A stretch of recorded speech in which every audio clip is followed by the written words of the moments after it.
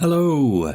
Greetings, friends. I hope we're all well. Welcome to another episode of Stage Door Athletic. Now, before you listen to our chat with the amazing Hannah Jarrett-Scott, we've just come from the Stage Door Athletic Committee meeting, and there are a few items that popped up in any other business that we just need to discuss beforehand. It was quite a long meeting today, wasn't it, Rob? Lots of interesting things coming up, but I think the first one you're going to quite like. What was the first one, Rob?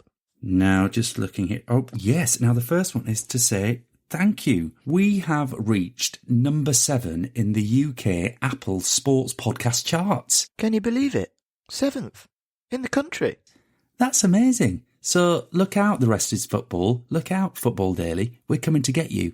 And that's entirely due to you listening and clearly telling other people. So thanks so much. And please continue to do that. Tell your friends, recommend the podcast. And if you do have time, leave a review. It really helps us get up those algorithms. How amazing is that, Jack? Pretty damn amazing, Rob. Can't believe it. How amazing. Thank you so much for listening. And yeah, there's plenty more to come. So keep subscribing, keep telling your pals, and shout out to the country of Norway, because we were 31st in their rankings as well. So thanks, Norway. Now, what was the second? Yes. Now, as you'll hear, Hannah is a huge football fan, and we discuss all things from Lionesses to the Euros to her own experience as a sports person. But you will notice this was recorded before the recent FIFA Women's World Cup, so we don't discuss that. Yeah, sort of bad timing on our part. But, you know, who knew that England were going to get to the final? It's not our fault. But maybe we'll get Hannah on in the future to talk about that amazing success. Yes, 100%. She's our favourite. Anyway, hope you enjoy it, and do give us a follow at Stage Door Athletic. Yes, do enjoy it, and cue the theme tune.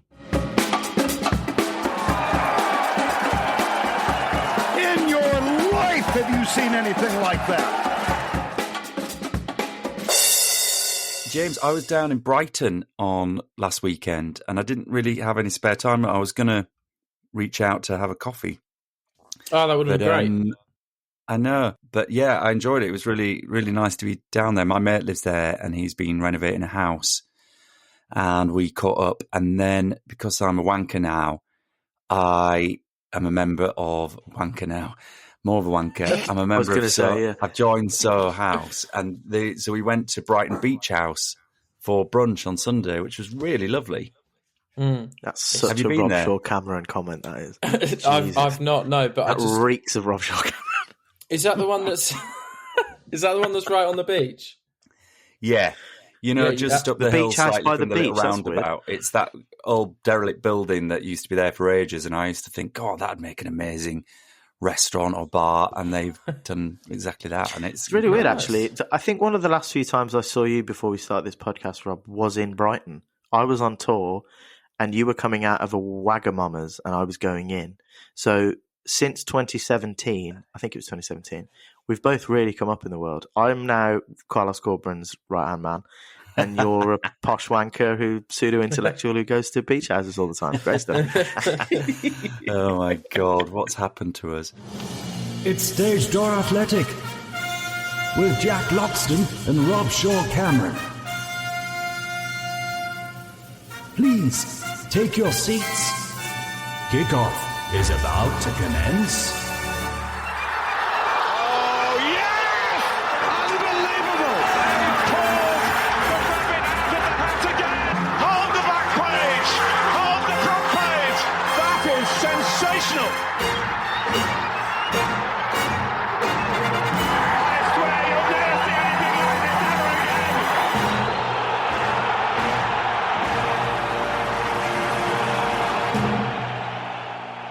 Jack, how you doing? I'm good, Rob. It's always great to see you. How are you? Yeah, I'm really good, thank you. Really, really well. I'm very, very excited by this episode for lots of reasons that will emerge. But why don't we go right in and introduce today's guest? Actor, singer, songwriter, fellow podcaster, Hannah Jarrett-Scott is a powerhouse in the creative industry. Hailing originally from Edinburgh, she travelled south and attended the Royal Central School of Speech and Drama alongside me, where we were both handed the privilege of being directed by none other than Robert Shaw Cameron himself, which we both loved, to be discussed. Obviously. Hannah is best known for being part of the original cast of Pride and Prejudice, sort of, that took the West End by storm back in 2021. She boasted rave reviews for her performance, most notably as the devastatingly rakish Miss Bingley, who's a personal favourite of mine, which we will talk about because it is amazing. She is a real singer-songwriter, and she's currently performing and writing with her new alternative folk pop band, Colour Theory. And not only that, but she has her own podcast. She's been foolish enough to jump on the train like me and Rob did. Match of the Gay is described as a commentary from a different POV. Queers, jeers and beers. Her podcast gives an inclusive look at the world of football from an LGBTQ plus perspective. She's one of the fiercest sports fans I've ever met. A massive supporter of the mighty Hibernian, a team now that I follow thanks to her and her dad's patronage, obviously, Mon the Hibs. I've been lucky enough to know her since our drama school days, and I adore her an incredible amount. Ladies and gentlemen, I give you the one and only Hannah Jarrett-Scott. Ooh. What an intro. I wanted to do it good because I love her so much. Yeah, Well, very love you good. very Well much, done, Jack. Jed. Nice intro. Oh, it's so good to see you, Hannah. There's so much to talk about in that, but let's go back to the beginning because we did all work together back when you were at drama school. Oh, God. Yeah, 10 years ago, yeah. Yeah. And I remember for the intro of Cabaret, you know, which I think our production was as good as this one in town that everyone's talking about. It seems there's a lot of crossover. That's a bold statement, but Well, do you know, one of my friends who saw our production, went to see this one, and he texted me. He's not a theatre person at all. And he said, I've just been to the Cabaret. He said, I thought yours was better.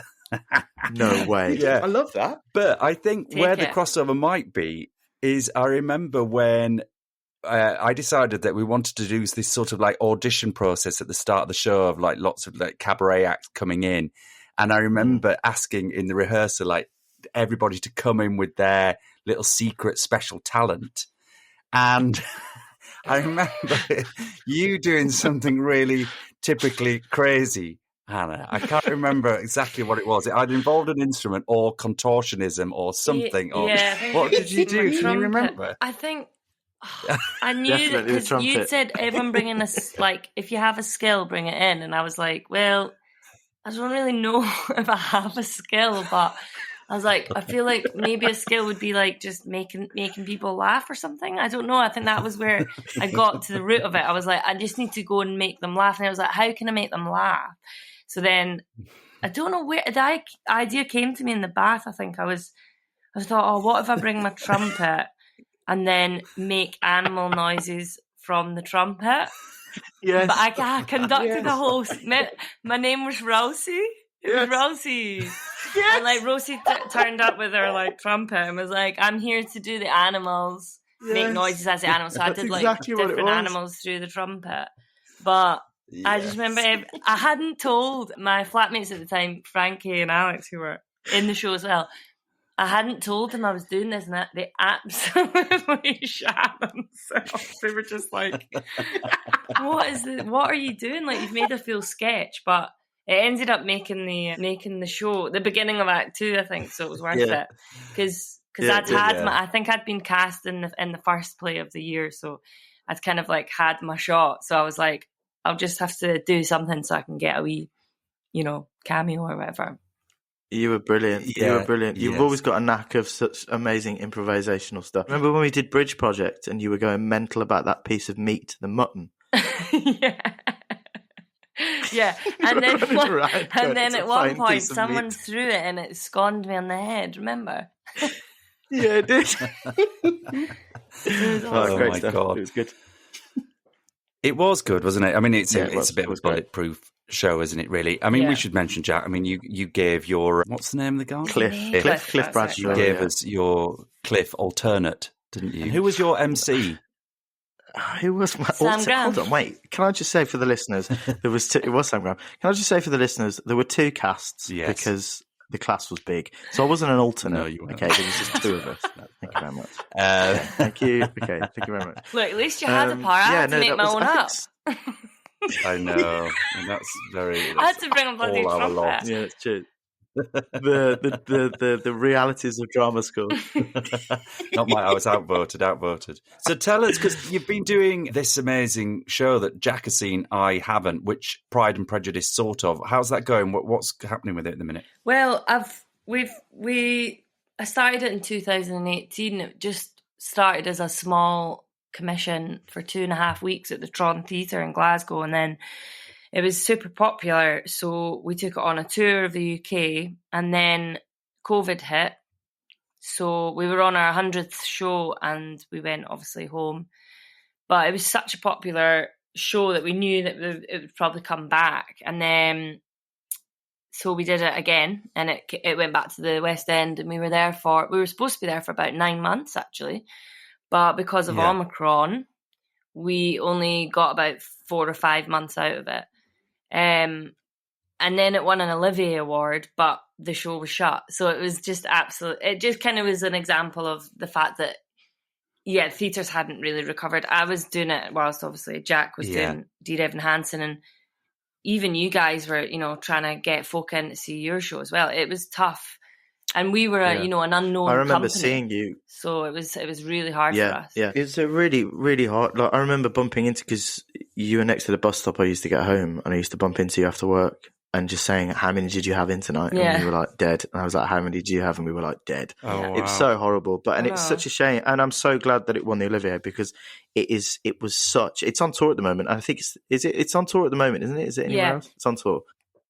I was just going to say, it is literally one of the finest pieces of things that I've ever seen in the West End by a country mile. It was so much fun. And Isabel, MacArthur, who wrote it, she's a genius. A genius. I mean, what was like the devising kind of moment of it about? How did it really come about? Was it already scripted or what? Yeah, it was fully scripted, but we obviously, as an ensemble, like, essentially devised it that first time round at the Tron. But once it was set, and we kind of made it look like it was improvised at sections, but really it was very, very slickly sort of created, and it was almost farcical at some points. But because it's 5 women playing all the parts essentially in Pride and Prejudice, well, some were stripped back. There was about 25 parts in the show we did. So I had 4, and some of the girls had 5, and it's just 1 minute you're this Mrs. Bingley, next minute you're Mr. Bingley, and so it was full on. Yeah, and there's karaoke, but it's honestly like one of the best. It is the best show I've ever done. Sorry to say, Rob, I did love Cabaret, but I genuinely think it is the best script that I've ever clapped eyes on, and that's why I did it 4 times. We just felt the original cast felt that we needed to step away at some point, and we tried our best with it. We were sort of derailed like twice, and we got as much as we possibly could get out of it for now. And the new cast is young and fresh grads, and they're off taking it around the UK again. So, and it's going really well. It's still selling really well. So that's great. So we'll see what happens. But that's awesome. It's a huge part of my life. So it was really sad saying goodbye. I don't know if you felt like that as well. Then, when you left Dear. Yeah, totally. I mean, when you get those parts and stuff, especially that you've looked after them for so long, especially during the pandemic as well. Mm-hmm. I mean, it was such a tough time. So anything that we could kind of cling on to, but those parts are really important to us. But I mean, I did want to say that your Mrs. Bingley is probably my favourite part of it. I mean, I'm biased because I adore you so much, but I definitely saw parts of her in random little workshops and classes that we did at drama school. Yeah. I was thinking the stepmother and she came out. The Woods and stuff like that. Yeah. And into the, yes. Brilliant. It's brilliant. It was joyous. Absolutely joyous. Well, I mean, you're still sort of churning out overweight boy, aren't you, as your sort of typecast? Still getting through it, yeah. It's not going too badly at the moment. I must stop saying that. It's probably not appropriate. So, Hannah, you make your own podcast, Match of the Gay, great title, and its focus is specifically around women's football and, well, more broadly women's football, but started much more about, I guess, an angle into LGBTQ plus sports. Is that right? It's kind of basically the reason why I set it up was because I felt like football is such a huge part of my life. I've been doing it since I was, tiny, like 4. My dad took me to football, and I love talking about it. And like when I was at drama school, Jack and I would talk about football like all the time. And I realised sort of like that actually all the people in my life that I talk to about football are men. Like there's always, it's a very male in terms of the commentary. Like if you're in the pub, and I'm chatting to, if I want to say what I want to say about it, I feel like I'm surrounded by a male voice. And I was like, I need to hear, because I play with women and we have so much to say about the sport. And obviously the women's game is different to the men's game in so many levels. And I was like, well, I think there's something in just having a different point of view, because it's more the fact that they're not necessarily given the time to talk about football. And actually, there's so many women that know so much about football. So I kind of just wanted to give them a platform. Yeah. I am obviously gay. So that's why I thought, well, I'll call it Match of the Gay, and we'll talk about gender. We'll talk about that as a thing, like in terms of just little things like the fact that the women's game, there's so many openly out players in the women's team, and yet in the men's team we're still so far behind. And it's just I wanted to discuss stuff like that and just hear women talking about football. Basically, I wanted to give that platform, and it's opened up a whole new set of discussions that I never thought. Sometimes I have people on that don't even know anything about football, and we talk about so many different things, and it's great. Well, it's fantastic, and I listened to the last episode when you were at the Women's Euro finals. I was listening to that yesterday, and we've got to talk about that in a second. Definitely. But I thought there was a lovely chat you were having with, I think, a teammate post the match, who was talking about what your team had meant to her and how it supported her journey in coming out, the community that had been built through it. And I mean, I could talk to you about this for hours, and maybe this is something we do another time, actually, just focusing on LGBTQ plus sport. But I'm part of a inclusive touch rugby team called the Clapham Feelers, and we predominantly male gay men, but it's an amazing community. Like we have like 70 odd plus members coming down regularly for training, and we've now developed some competitive teams. But everybody who turned up has got an incredible story about their relationship to sport, how they, had quite traumatic experiences, often in team sports at school, source of bullying, and to find an identity and to be part of a team now which is non-judgmental, and talent and bravery or confidence is not at the heart of it. Everybody can just find their path, and there's so many people have grown through it, as well as developed all these friendships. But it sounds like your team has a very similar vibe. Is that right? Yeah, definitely. London lesbian kickabouts. It is. It's a community. Brilliant. I was working in a pub just after we graduated, Jack, and these women kept coming in, and I thought, oh, what is it? And that's when I actually reconnected with football, because I hadn't played since I was at high school or end of primary. And it was a women's team, and I immediately, it helped me to come out. It helped me to feel comfortable, as you say, like being surrounded by a lot of people who are very similar. And it's where I met my partner as well, who I'm still with. So it's completely changed my life, this team. And the person who I spoke to in that episode that you listened to, Rob, Jyoti, she was sort of saying similar things. It's just, for her, it was a huge, huge part of her acceptance in herself. And that's why, the Wembley match, which we can talk about now or later, but the Wembley match with all these women, non-binary people, queer families, it was more than just a sporting event. It really was like, it was incredible. I've never been to a football match like that before in my life, and it felt seminal. I'm not part of any of those communities, but it felt like a seminal moment, and the atmosphere was just utterly, it will never be reproduced. No. It just felt so safe and so inclusive and so joyous and so, this festival atmosphere. It's something that, I've been going to football all my life, and I've never experienced anything like it. It was like, for me, someone, you know, who's been to football in my life, I've never been to a football match, but felt that sort of safe inclusivity, apart from when I'm at the theatre, which is really, really bizarre.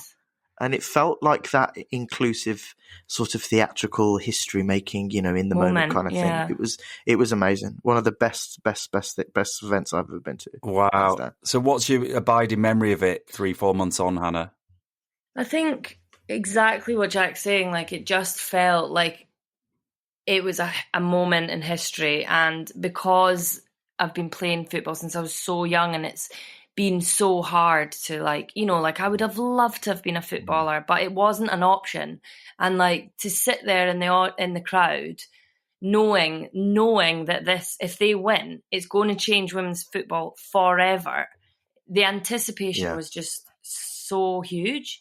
And even though the pressure was so high, I just had such a positive feeling about it, and I just knew they were going to do it, and I was like, they have to do it. But then, even if they hadn't, it still would have been huge. There was, you know, almost 90,000 people there, and I just thought, there's so many young girls in this, literally babies. It was like babies there, and I thought, this is where women's football's at now when they're coming into the world. So like, it's going to be amazing.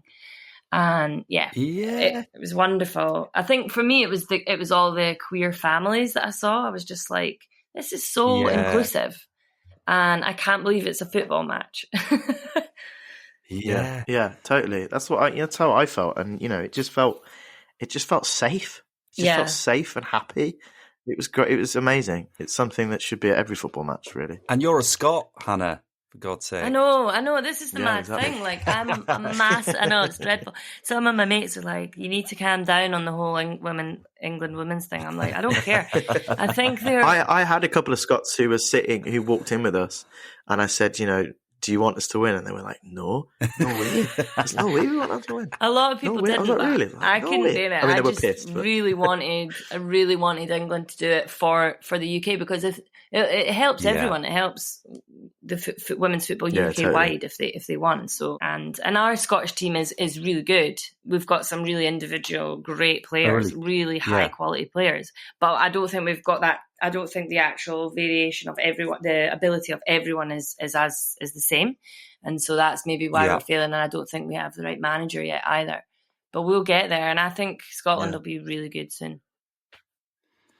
I wanted to ask you, because I'm a Leeds fan, Hannah, and we've been in the managerial search over the last few weeks. You might have followed it. And I was thinking about this, and I've thought this before, but I just wonder, when do you think Serena Wiegman or Emma Hayes will be coming into the running for these big Premier League jobs? And do you think, is there still something inbuilt about the perception of women managers, or do you think actually they don't want to manage in that goldfish bowl? What's your view? It's interesting, isn't it? Because for me, I think, why the hell isn't Emma Hayes managing Leeds? You know, she's an incredible manager. Well, Chelsea for a start, but yeah. No, but like, why isn't she managing Leeds? Your Leeds, you know? Because she's showing how capable she is, or an England position. I don't know. Like, it's such a frustrating thing, isn't it? Because it literally does just come down to gender. That is why someone is not getting the job. I mean, that's the thing. I mean, there's just so many barriers between, you know, any. I mean, I'm a West Brom fan. I was at the Hawthorns a couple of weeks ago, and one of the linesmen was a lineswoman, and you know, she doesn't flag for offside when it wasn't offside, but half the Brummie Road think it is false offside. It wasn't offside. And half the Brummie think it was offside. It wasn't offside. And you know, some of the stuff that's already coming out there, and I'm at, you know, a relatively small football club. I mean, West Brom's a big football club, but relatively family-orientated football club. It's all about that. They always try. I mean, most football clubs do now, but I always think that West Brom try their best to be as communal as possible. But you know, you're still seeing that, and that's a lineswoman. That's a linesman. You know, you've got a manager, the amount of pressure that the manager, I think it's going to take someone incredibly brave to break down the barriers to do that. But, you know, what's the next step to go to try and get it done, really? Why would you want I don't know why it should be brave. I mean, it just takes a good chairperson, doesn't it, of a club just to go, come on, let's do it. I mean, there's so many factors involved, I guess. But I mean, it's interesting what you were saying before about women involved in sports punditry and commentary, which I think I'm an avid listener to Five Live. I spend my life listening to Five Live. And I think it's very noticeable how over the last 4 or 5 years that there's been a real conscious effort to try and recalibrate the voices on the radio, which I think is brilliant. And Izzy Christiansen was punditry on the Man U game, I think, this weekend I was listening to. And she's brilliant. She's so insightful. Really, really adding a lot, I think, to the commentary. And I just remember reflecting it, thinking, thank God we're getting to a place now where actually this is becoming so much more commonplace. And I think I think organisations like the BBC are probably always pushing for that a little bit sooner than perhaps some of the commercial channels do.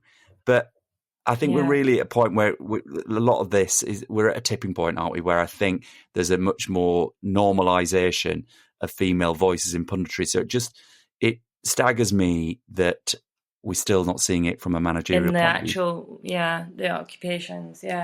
I'm wondering. I don't know what the answer is, because I don't know how long it's going to take. And like you say, would a woman want to take that, go from a league that is WSL, which is great, you know, obviously it's a lot less pay. There would be a lot less pay. But why would you want to go into, like, as you said, Jack, it being such a safe environment, why would you want to then suddenly go into a high-pressure situation where the job's hard enough, and then you've got financial the abuse from fans and, you know, it's a lot. Well, exactly. I also think the financial backing of Premier League football teams is shameful in terms of over the past couple of decades. I was looking up at West Brom and Leeds and even Hibs. You know, they would have ladies' teams and women's teams, but they wouldn't have any backing financially from the chairmen of the football clubs. So it would take them even longer to get the money to be able to buy players, to get a training ground, to, you know, do the laundry, anything, you know, the basic logistical running of a football club. And it's only recently, and hopefully, thankfully, because of the Euros that have happened in this country, that, you know, but if you're looking at 5-10 years ago, that's not a long time where, you know, professional football teams aren't, chairmen are buying football clubs and not even thinking about the female game. And it's all got to come down to running a business. It has to be business. It's one of the fastest growing businesses there is. And it's, you know, there's 90,000 people. Totally. I mean, you look at the States. More people than there has ever been at a Euros final, male or female. So totally. It's not like male or female, people don't want to go and watch it. And the Emirates are getting in huge crowds now, like Arsenal and Tottenham are getting massive crowds. So, well, the Arnold Clark Cup that's happening at the moment, well, the past couple of weekends, I think. I mean, they've been sold out up and down the country. Coventry was sold out around the corner from me. Bristol was sold out the other day. So, you know, it is hopefully finally going to be, you know, because it needs financial backing, and hopefully some, you know, tycoon will take over, some left-leaning, hopefully. So tell us about your sporting career, Hannah. So you said you're always involved in football through your dad from being Diddy. Are you still playing with your team or not? Yeah. Do you want to talk about Hannah Jarrett Sports Day now, or do you want to talk about it later? For my 21st birthday, when I was in London, I did a day called Hannah Jarrett Sports Day. And it was actually amazing, wasn't it? It was a day of drinking and playing sports, which is probably an awful thing to do, but especially because we probably had a show like the day we got back or whatever. I can't even remember what we were rehearsing. Was it the Shakespeare, I think? Anyway. It might have been, Yeah, we had rounders, we had football, we had egg and spoon, 3-legged race and all that. Like, it was a whole mix of stuff.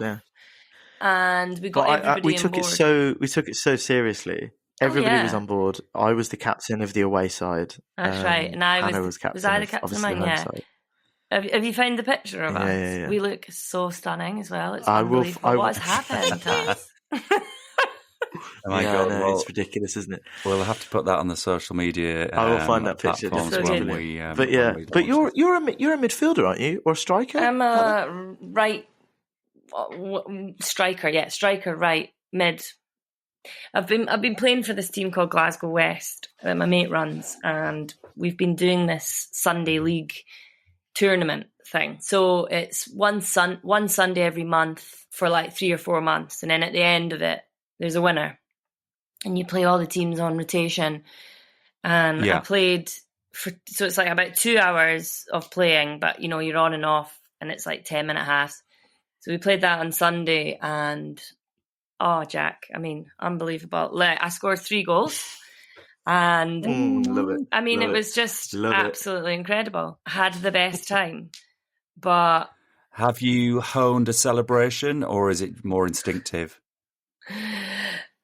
I just done like a fist pump, you know, like a yes. Like, but my partner was playing as well. I've seen you do that. I know. But no, I was going to tell you about this because, you know, he'd said, oh, what's your most embarrassing sporting moment? When it was probably on Sunday because I had to leave the pitch. I was crying my eyes out. I was defending a ball. It'd been a corner. The ball came in and it had gone out to a player. And the player, you know when someone's got time on the ball and they're like lining up the shot and you know it's going to be so hard and so fast. I think she had a good like 2 to 3 seconds of lining it up. It came straight at me and I turned like that and it hit me in the ear. And all I heard was this. And the did not leave my ear for 5 minutes. 5 minutes. And it was so sore. And I was like crying. I genuinely thought I'd burst my eardrum because I turned. I think I saved myself getting a broken nose. I've got a show on Monday, and if I'd broke my nose, it would have been awful. So I'd rather it was my ear than my nose. However, I've never felt pain like that in my entire life. I've never really been injured, touch wood.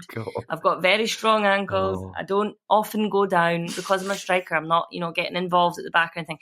But that was a pain I've never felt in my life. I was like, you know, when you imagine like what it's like if you were in a fire and, you know, you suddenly go blackout. That's literally what it felt like. My whole head. Oh my God. I had to go off. Sit down by the tray bake stand, and the organizer gave me an ibuprofen, and I was just crying my eyes out. It was so sore, and the ball as well was like a leather ball. It was like a ball from like the 1950s. Oh, wow. It was like so hard, and I was like, why have we chosen this ball? There are so many nice little spongy balls we could be using. Instead, we're using this one. So I got the organizer to fix that as well. Yeah, I was pretty mortified, but Did you manage to catch the eye of the perpetrator before you exited the field? Yeah. Was she remorseful or I think at the end people came up and said, you're right and all that, but it was a bit embarrassed because I was proper crying. I was thinking, I'll never sing again. I'll be singing flat for the rest of my life. Like, brilliant. I thought my eardrum was back. Terrible. Well, yeah. Seeing as you've put yourself out there as a hat-trick scoring striker, maybe now is the time to have our penalty shootout, Jack. Correct. Cue the jingle. After extra time. And you know what that means? It's penalties.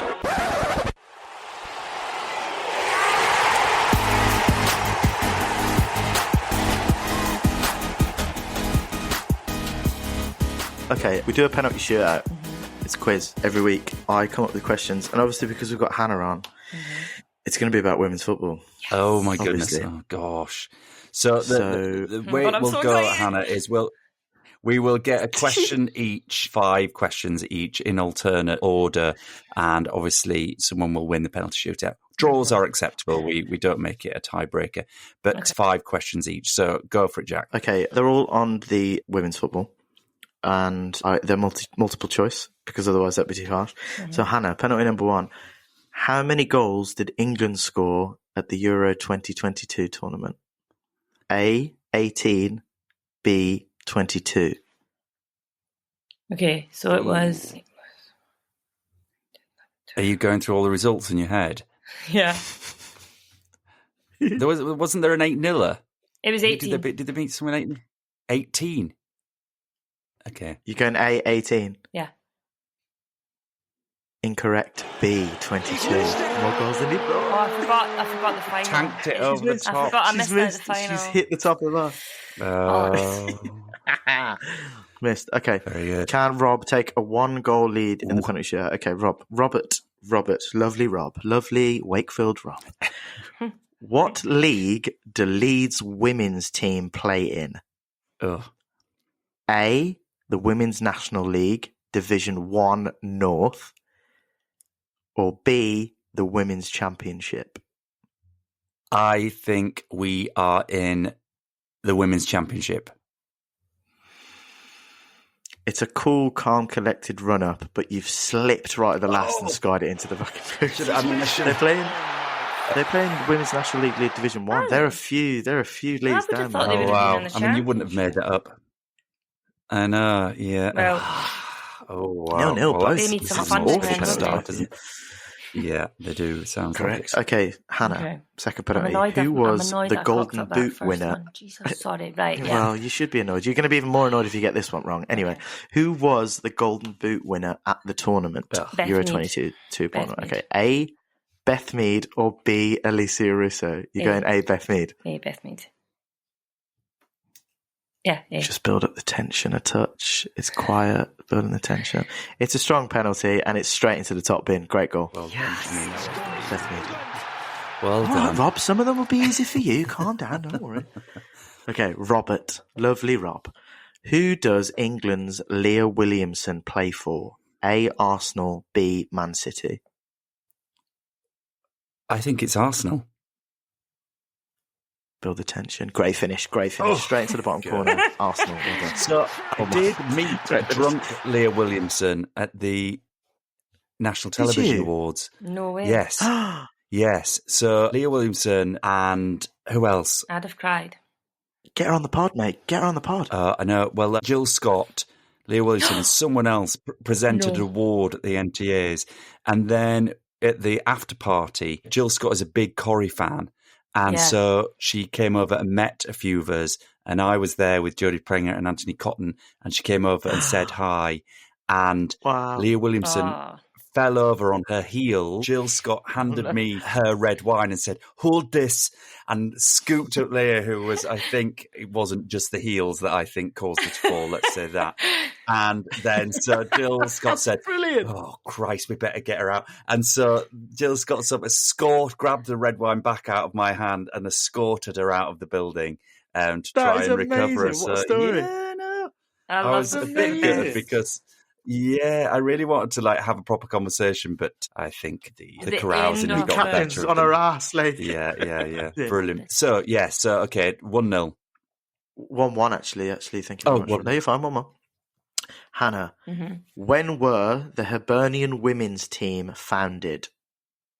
A, 2000, B, 1997.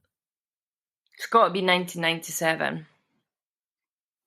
She's gone straight in. That's a great penalty. God, I'd be upset if you got that wrong. Very good. 1997. Because I correct. remember Well there done. was a Well done. possibility of a trial when I was at high school. So it definitely would have been, 1997. Oh, really? Oh my For god, you're our you? first guest. You're our first guest to say you've had trials with the professional. No, I football team. didn't. I didn't Everybody have a says trial. I didn't trial, but I remember there being. Oh. I remember there being an opportunity. I think I was too scared or something. I don't know.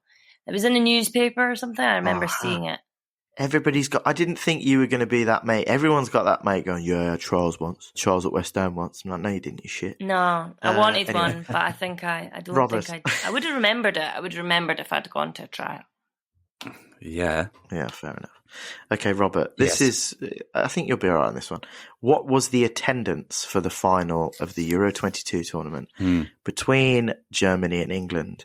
A, 81,562, or B, 87,192. definitely B. I thought it was actually 91,000, so I'm going for B because it sounds that's obviously the rounded down 87,001. Great penalty. I think the attendance that you're thinking of was the Barca game. That was like 91 or something. Yes, Champions that's right. League. Yeah. Yes, thank you. Elite. Good. So is it 2-2 now? 2 all. 2 to go. Okay. Hannah, Jarrett-Scott, how many times have Hibs women's team won the Scottish Women's Premier League? A, 0, B, 3. Yeah, 3. B. So definitive. I love your face is brilliant. Yes, correct. 3 times. Well done. They're quite accomplished apparently in the women's Scottish They table. won the Scottish Cup. Very good team. Fair enough. Okay, 3-2. Robert, can you keep up? Okay. Who is currently top of the women's FIFA rankings? A, England, B, Canada. Sorry, no, I've got it wrong. A, England, B, USA. I was literally about to say, I'm surprised you're not saying the USA because they obviously current World Cup champions holders. England, but it's all about rankings points, isn't it? England current European championships. But Serena Wiegmann has not lost a game, and I think it's something like 28 matches now in a row undefeated. So I think surely, and because they played each other recently, didn't they, in a friendly, the USA, England? I can't remember the score of that. Well, if she's undefeated, was it a draw? Hannah, do you know what the score was for that game? I can't remember. Or did England win? I think they might have won. I think we beat them. Yeah. So I'm going to go with England. It's a strong run-up, and your reasoning is sound, but no, it's still the Americans. Oh. Well, sort out the rankings, for God's sakes. That's ridiculous. Yeah, they really should. But maybe they're undefeated too. They are going on for England to... are they favourites to win the next World Cup this year? Well, I mean, it's the World Cup final, that would be... Oh, it'd be amazing. I think they could do it. I think England... I really want England to win this World Cup. Oh, it'd be amazing. I genuinely think they could do it. Could we beat America? Yeah. It's now... Well, it's not now or never, but it's a great chance. Oh, damn it. So that's 3-2. 3-2, yeah. Just as a side note, we did beat them. We beat them in October last year, 2-1. Yeah. Okay. Hannah, Jarrett-Scott, right. Where are Scotland's women's team ranked in the FIFA rankings? Oh, God. A, 25th. B, 35th. Mm-hmm. I'm going to say A, 25th, because they've made... You want that to be true? Yeah, I want that to be true. And also they have reached a World Cup and a European... they've reached a World Cup tournament and a European tournament in the last 10 years, and that's more than the men's team have done. So I'm going to say 25th. 25th, she says. It's her last penalty. It clips the post and goes in. It's a great finish. Really classy finish. Really classy finish. That. Yeah. Well done. So really I can't win. Finish. I can't win. You've won, Hannah. We can't win. Oh. Well done, Hannah. 4-2. 4-2. Do you want the last question, Rob? Let's do the last question, even though Hannah's taking a top quite simple, and is running around the pitch in her bra currently like emulating. Yeah, she's clearly killing it. She's clearly killing it. Perfect. Come back, Hannah.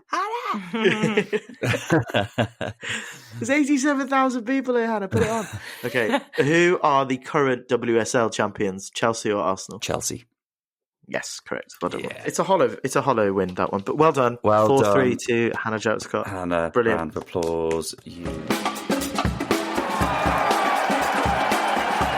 In your life, have you seen anything like that? So, has it always been football, apart from your sports day? I mean, have you ever sort of dabbled in any other sports? Oh, yeah, you were asking about that. No, well, yeah, I played tennis when I was young. Very, very young.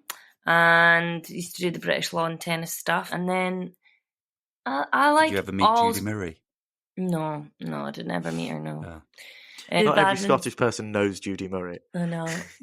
She did come and see Pride and Prejudice, though, and we all lost our shit. She was like in the second row, laughing away, and we were like, Judy Murray's in, Judy Murray's in. Oh my God, Judy Murray's in. So that was brilliant. Fun. But no, badminton, tennis. I like to swim. I'll literally do anything. I mean, I just love sports. I love running around, but football's definitely the main passion for sure. Yeah. Well, the sort of premise that started this podcast, Hannah, was about Jack and I obviously being turns, but loving our sport, and by making some comparisons between our shared view that sport really is some of the best theatre I've ever been to. You don't know the ending. There are heroes and villains and plot twists galore. Mm-hmm. What's your view? How do you feel about that relationship between obviously theatre and art that you've been involved in, and your music and sport? Where do you see the parallels and the crossovers?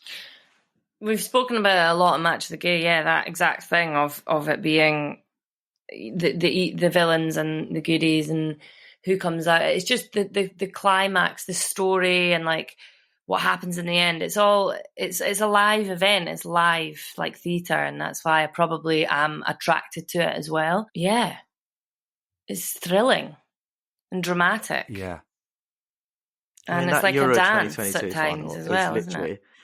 The best piece of theatre I've ever been to, hands down. The Wembley game? I mean, yeah, the Wembley game. It was mad. Yeah, me too. I mean, extra time against the old enemy, the Germans. Yeah.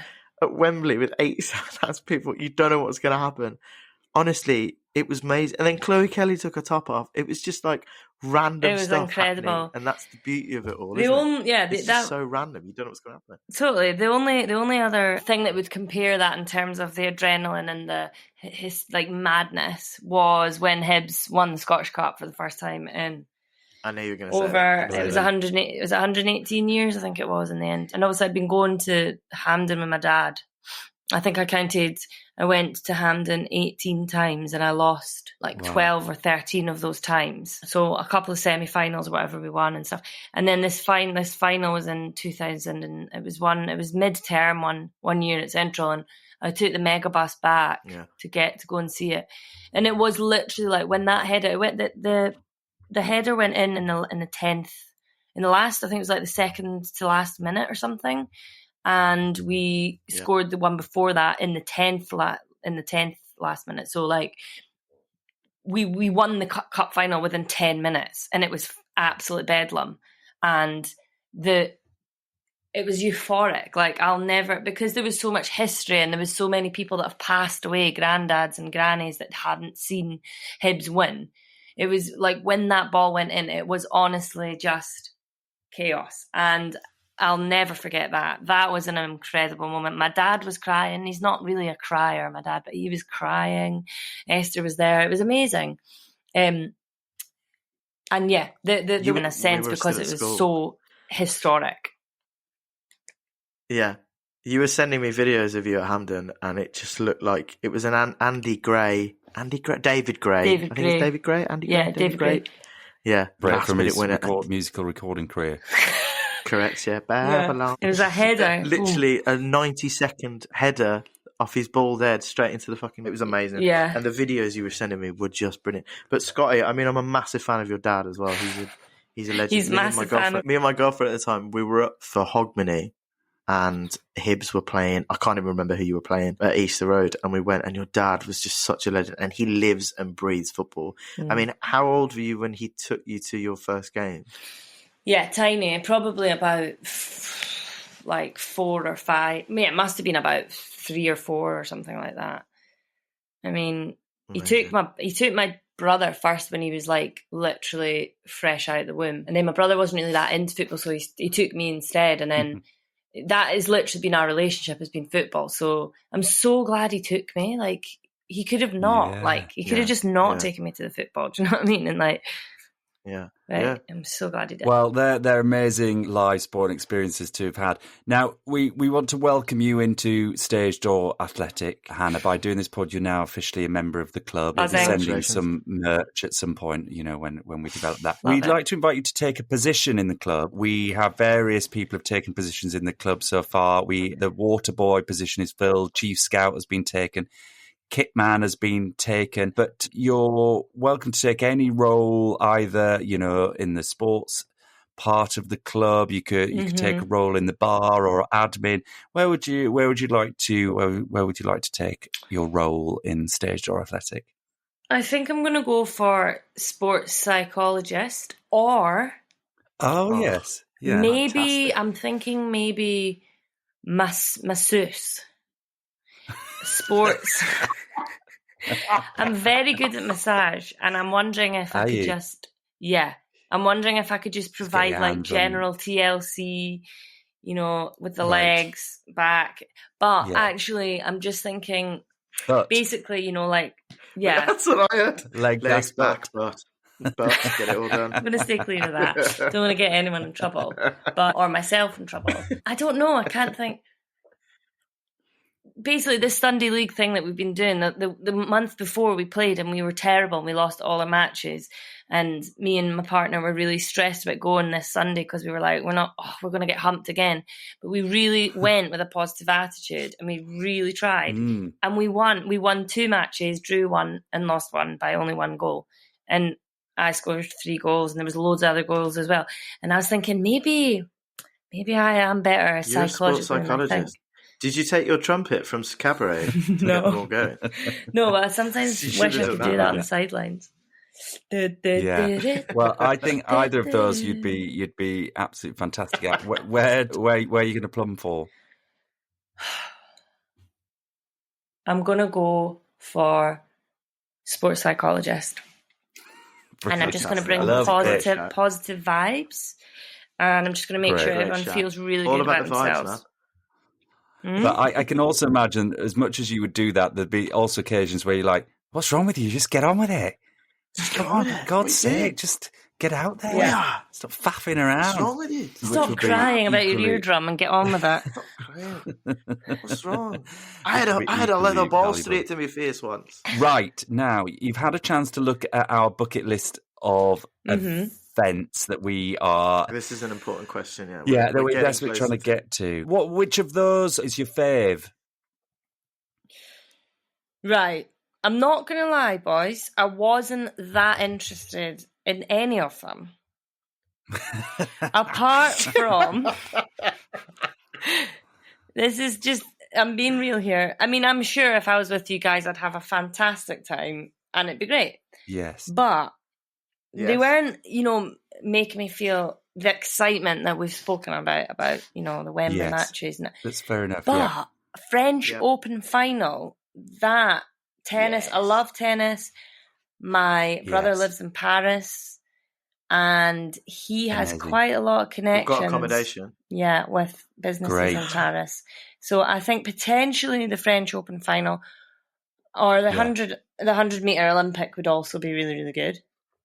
Yes. So that leads to, if you were going to replace one or add one, supplement one to the list, what would it be? What would be right up there for you?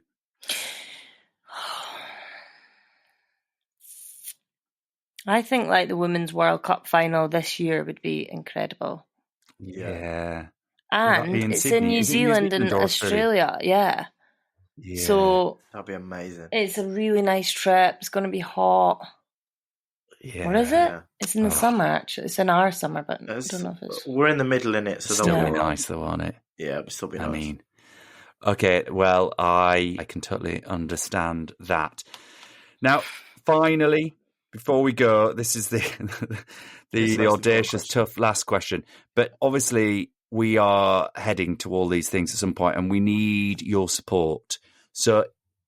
we're going to ask you now politely to introduce us to someone else to come onto the pod, someone even more influential than you that might be able to get us a step closer to our wish list. Who's under consideration? It's not a big ask. You'll be fine. I'm going to suggest my friend Lauren McDonald, who Oh, yeah. he's in Beats. Have you seen Beats? The film. And he loves sport. Yes. And he works in film and telly, and I feel like he'd be great for your podcast, but he's also feel like he might have more contacts than I would have, you know? Yes, great. Good. Well, Lorne, sounds great. You'll have to, we'll be in touch to facilitate that. That's a great show. Great, love it. Do people say no, or do most people say yes? Everyone said yeah. I mean, we haven't actually had them yet, but it will happen. We've got someone to pursue for everyone in our next little season, so that's good. Thanks ever so much. Brilliant. Well, gosh, I knew this would be such a fantastic chat, Hannah. It's so good to reconnect with you and hear about your amazing Thanks for having me. experiences. It's so good. What next now? What have you got happening? Oh, just, nothing really. Plug us on colour. Give me colour. Oh, I'm doing a shout about Colour Theory. I've been writing a lot of music over the pandemic, and we've just released an album because, as you know, everything's shut, and I went home and worked in the greengrocers for 18 months and sold vegetables, and that's kind of what I did. And then my mate was working in the ICU, and we started sending each other voice notes and stuff, and eventually realised we had enough material to make an album. So we made an album, and it's a very reflective album of that time and our friendship and stuff like that. But yeah, now we're at the stage where we're actually gigging it, and it's really, really fun. So I'm kind of focused on that at the moment, but yeah, nothing. I'm doing a play, pie and a pint next week, which is play, pie and a pint. You get a play, a pie and a pint at 1:00 every lunchtime. Oh my God, that sounds amazing. That's amazing. What they do in Glasgow. Pies and pints entice people in Glasgow to the theatre, which is what we want. But it's only on for 2 weeks and then it's finished. So I'm doing that at the moment. But yeah, looking forward to seeing what else comes around. Now that I'm free and available from away from Pride and Prejudice, I'm just kind of seeing what the future holds, and it's going to be fun. Amazing. Brilliant. Well, amazing, thanks so much, and all the best. We'll see you at the French Open. Yeah, you're a star. We'll see you at the French Open. I love you so much. Thanks so much, Hannah. Well, that's full time on another Stage Door Athletic pod. Thanks for listening. Make sure to look out for encores with bonus pod episodes where we talk about all sorts, from awful advert auditions to top transfers. And stay in touch. Meet other club members and share your best sporting moments on Instagram at Stage Door Athletic. And on TikTok at Stage Door Athletic as well. Right, we're off to the clubhouse for a pint. I'm in.